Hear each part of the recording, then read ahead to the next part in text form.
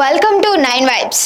Delhi liquor scam లో 100 కోట్ల పెట్టుబడి పెట్టిందని కవితను అరెస్ట్ చేశారు. మరి అంతకంటే పెద్ద లిక్కర్ స్కామ్ ను వెనుక నుండి నడిపించిన సంతోష్ ని ఎందుకు వదిలేశారు? స్కామ్ లేదు, గేమ్ లేదు, అంతా ఉత్తుదే.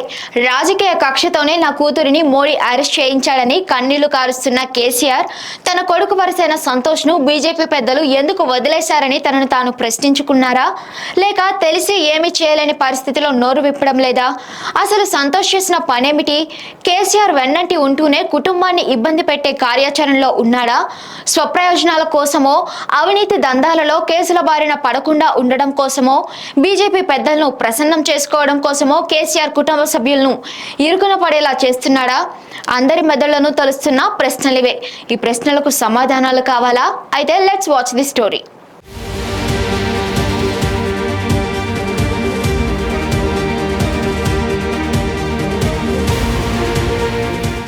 ఏడాదిన్నర క్రితం కవిత పేరు ఢిల్లీ లిక్కర్ స్కామ్ లో వచ్చే వరకు సంతోష్ ను కేసీఆర్ పూర్తిగా నమ్మేవాడు. ఎవరేం చెప్పినా వినేవాడు కాదు. ఢిల్లీలో కీలక వ్యవహారాలన్నీ సంతోష్ చేతుల్లోనే పెట్టేశాడు. అలాంటిది కవిత పేరు లిక్కర్ స్కామ్ లో బయటకు రాగానే కేసీఆర్ ఉలిక్కిపడ్డాడు.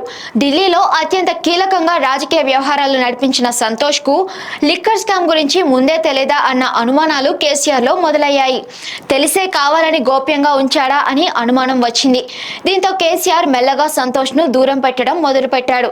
అసలే అధికారం కోల్పోయి తీవ్ర కష్టాల్లో పడిన కేసీఆర్ కుటుంబ సభ్యులను కవిత అరెస్ట్ మరింత సంక్షోభంలోకి నెట్టేసింది. ఇక టానిక్ విషయానికి వస్తే అదొక పెద్ద స్కామ్ అని కాంగ్రెస్ పార్టీ రాష్ట్రంలో అధికారంలోకి వచ్చాక విచారణ చేపట్టింది. ఎలాంటి అనుమతులు లేకుండా టానిక్ పేరుతో కార్పొరేట్ మద్యం దుకాణాలు నడిపించిన యాజమాన్యం విదేశీ ఖరీదైన మద్యమాన్ని యథేచ్ఛగా విక్రయిస్తూ లాభాలు గడించడమే కాకుండా 100 కోట్లకు పైగా జీఎస్టీని ఎగవేసినట్లుగా గుర్తించారు. అంతేకాదు పొరుగున ఉన్న మహారాష్ట్రలో కూడా తమ దుకాణాలను విస్తరించినట్లుగా గుర్తించారు. పన్నులు చెల్లించకుండా యథేచ్ఛగా అక్రమాలకు పాల్పడిన టానిక్ ది స్కామ్ అని బీజేపీ పెద్దలు భావించలేదా? ఎందుకు కవితను మాత్రమే టార్గెట్ చేశారు? రెండు మద్యానికి సంబంధించిన కుంభకోణాలే కదా, రెండు రాష్ట్ర ప్రభుత్వాలకు సంబంధించినవే కదా. అక్కడ కేజ్రీవాల్ ప్రభుత్వం రూపొందించిన పాలసీ తప్పైతే ఇక్కడ ప్రత్యేక జీవోతో నాటి కేసీఆర్ ప్రభుత్వం అనుమతించింది మద్యం వ్యాపారమే కదా. కేవలం టానిక్ వెనుక ఉన్నది సంతోష్ అని పట్టించుకోకుండా వదిలేశారా? ఇవే అనుమానాలు అందరి నుండి వ్యక్తమవుతున్నాయి. బీజేపీ నేతృత్వంలో షిండే ప్రభుత్వం ఏర్పడిన తరువాత మహారాష్ట్రకు విస్తరించడానికి ఎవరు సహకరించారు?